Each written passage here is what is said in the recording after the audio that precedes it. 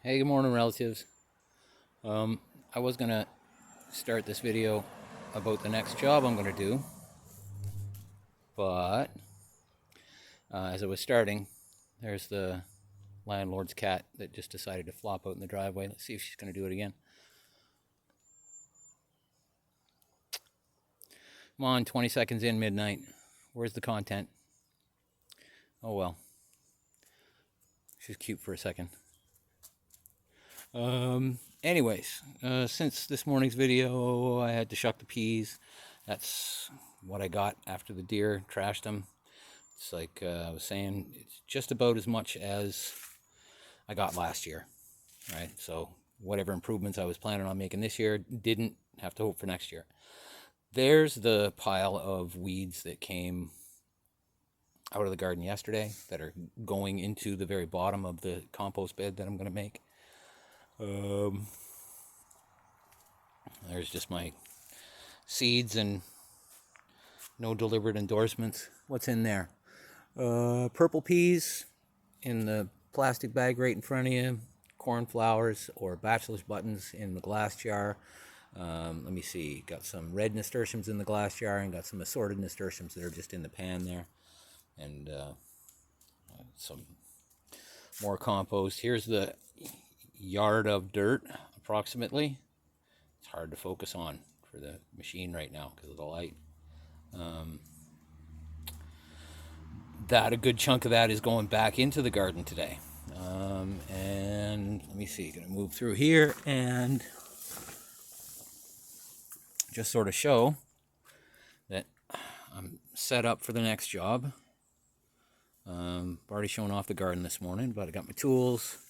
Gonna lift this pile of dirt and sift it and sandbag it, and once it's out of there, then I'm gonna build the compost from the base up, and I will hopefully be able to make a video that pauses soon and will interject different phases of the job if I remember to do it. So this is what it looks like at the beginning. Move on to stage next. Pause.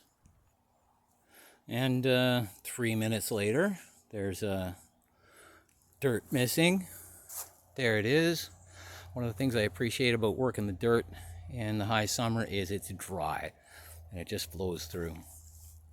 So as you can see, there's a bunch of big rocks in there. I guess pause and move on to the next stage. The pile of big rocks has gotten bigger. The pile of small rocks is going to get bigger.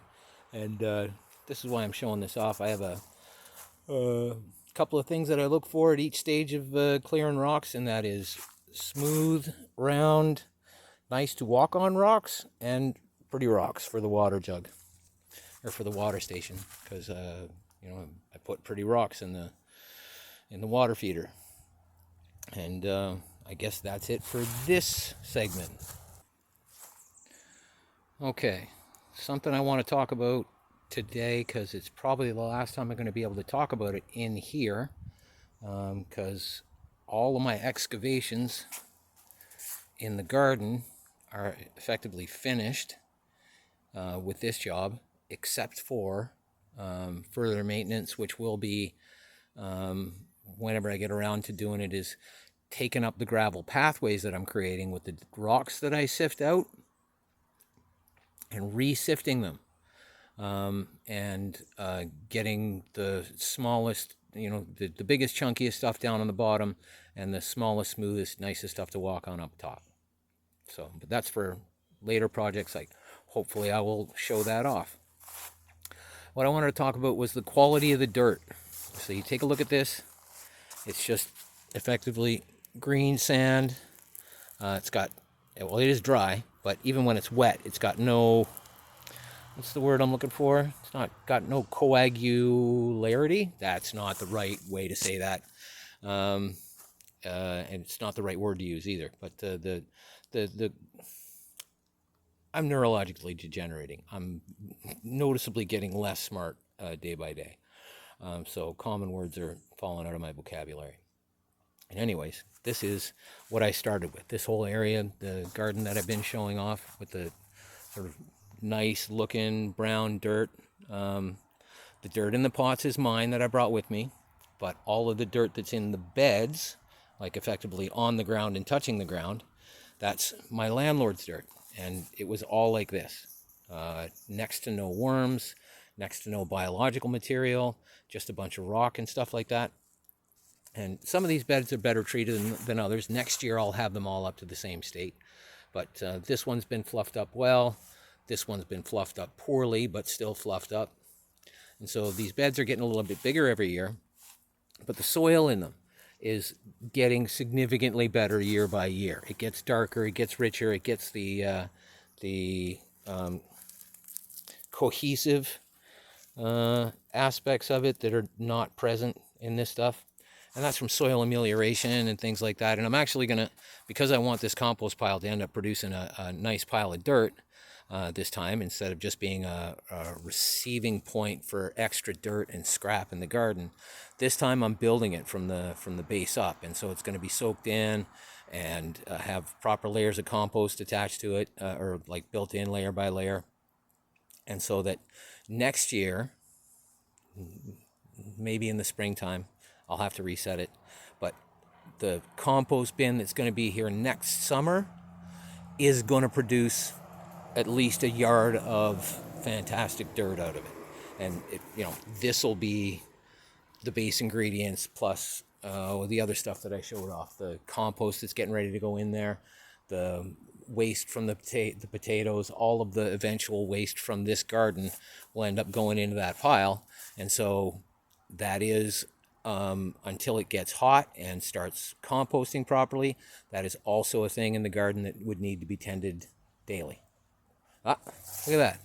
There's a worm in the dirt. Another one over there. But there's nowhere near as many as there are in my dirt. So before the birds come, that guy and drop them into the pot. Where's the other? That's a wire worm. I don't want that. Oh, except it landed in my garden. Okay, on to the next bit. I'm going to sift this through and then probably sandbag it. These are the rocks from the finer sifting from that same pile of soil that I was just showing you I was working on. And it makes up about 25% of the weight. So that's why I sift that stuff out. It makes all of these beds that much easier to work whenever I feel like working them. I decided there's room in the wheelbarrow for another load to sift through, so that's what I'm going to do next / instead. Working our way there, working my way there. That's enough to fill the wheelbarrow. And there's like, I don't know, another wheelbarrow's worth of work in there. Time to keep going. Next is turn this wheelbarrow full of sand into sandbags. And almost ready. Got a little bit left in there, and the reason it's still in there is because that is full. So process that, and soon ready for the next stage. All right, well, this is a momentous moment, and I decided to stop just because I realized it. That is the last piece of ground in my garden space, or on the outside of my garden space, in the entire area that I call my garden, that needed to be lifted and sifted. And even though there's rocks all over the place, those rocks are sifted. It's just rocks. All those beds are just dirt. And so this is a big moment for me because it's been 2 or 3 years since I've been sifting through the soil here and slowly building these beds up the way they're supposed to be. And that's a big deal that I was able to take my sifters that I built to do this job and somewhat officially retire them. They've completed this task. It took 3 years, but they did this job for me. And they're going to do some more work, but I'll refurbish them. So there's a stopping point here. I'm gonna turn this rest of this sand into sandbags, and then I'm gonna clean the space up here and then start turning that into a compost bin right there. And I'm just noticing that the battery is momentously low, so I'm gonna charge it back up and carry on from there and stop this video.